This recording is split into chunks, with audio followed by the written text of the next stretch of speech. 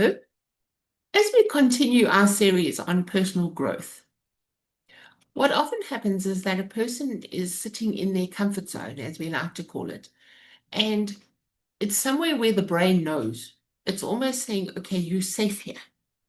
And often, comfort zone may not be comfortable, but it's comfort in that you're not going to get hurt. We're not going to go look at things that might get you into trouble. So the brain wants you to default to no, no, no, let's stay safe. Okay. So what happens to us is that as we step out of our comfort zone, as we step out of okay, let's go see what's on the outside of this comfort zone, there's almost like a zone of fear. And I suppose when you think of it, that's probably another way that the brain says, oh no, it's a bit like an electric fence that when you step out of it and touch the electric fence, it's going to go, oh, no, no, no, stay inside.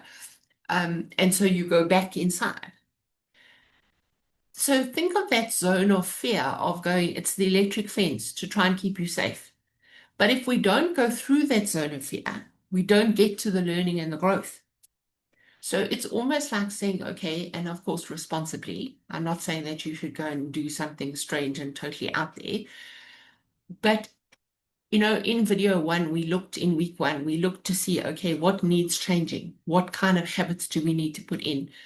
Remember also that you can't get rid of a habit. So you've got to like be aware of, okay, this is no longer serving me and replace it with something else.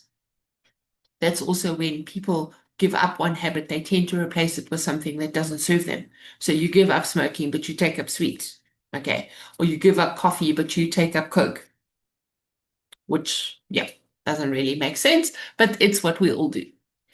So in that, it's seeing, okay, so you step out of that comfort zone and jump, the electric fence goes off to say, no, no, no, leaving zone of safety, leaving zone of safety, go back in, go back in. And it's almost, I suppose, you've got to communicate with that zone of fear and say, right, what do we do? We can't run away from fear. The only way that we need to be able to do is to confront it.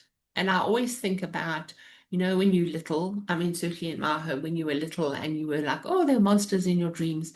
Along came mommy. It was always mommy.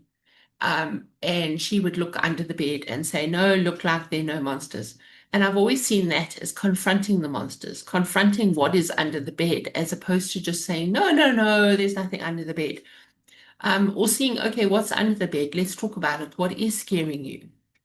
So I suppose that has always been my approach of what is under the bed, but also understanding that those monsters may not be monsters. They're often worries and anxieties and fears that are designed as monsters. So I'm worried about exams. I'm worried about, do my friends like me? I'm worried about what kind of job am I going to get? Okay. So that's often those kind of, or financial worries. Those are the worries. Those are the monsters under the bed. And that's also in the fear zone of saying, okay, let's confront the monsters. Let's have meetings with them. Let's sit down and say, right, why are you scaring me?